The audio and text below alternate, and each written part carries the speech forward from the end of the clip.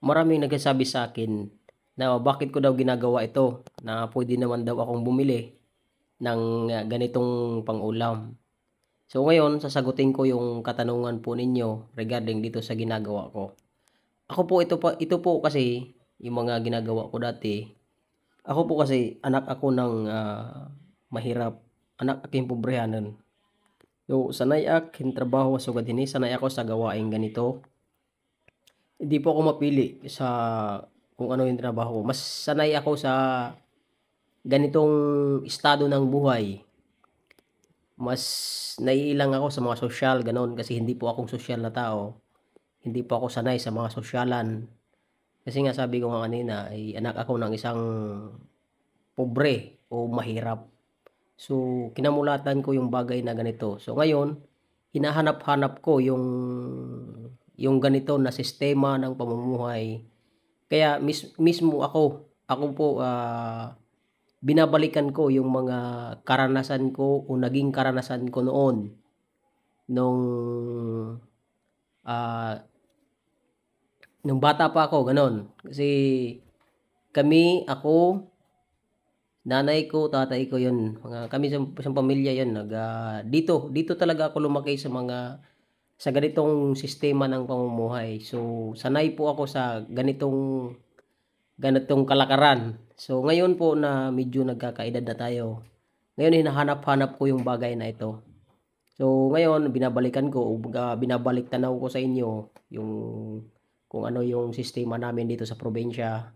Na talaga kung masipag ka lang,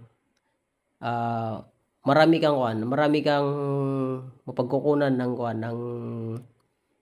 pangkabuhayan. Yon. So, dito kasi ginagawa ito na yung iba, or kami noon, o ngayon pa man, yung iba, nangunguha ng ganito na suso sa bakawan. O tawagin dito, o tawagin sa amin, sa dalo-dalo. Nangunguha kami noon, ibinibenta namin para makabili ng bigas or ulam. So ngayon ako, ginawa ko to, na video na to para i-share sa inyo yung sistema namin dito sa probinsya, at saka bahagi din, syempre bahagi din sa inyo na talaga kung makuang ka lang, sabi ko nga kanina, kung masipag ka lang, marami kang mauulam dito, yon. Medyo may kalayuan ito doon sa barangay namin, sa barangay Kahagwayan. Nagaya ako sa bayaw ko, sabi ko, bayaw, kuan tayo, manguha tayo ng suso sa bakawan, o yung tinatawag na na dalo-dalo, ayun. Kilala tayo ito dito. Masarap itong kinukuha namin na suso sa bakawan, masarap ito gataan. So, pero kung hindi ka marunong magluto nito, talagang mahirapan kang kunin yung laman nito.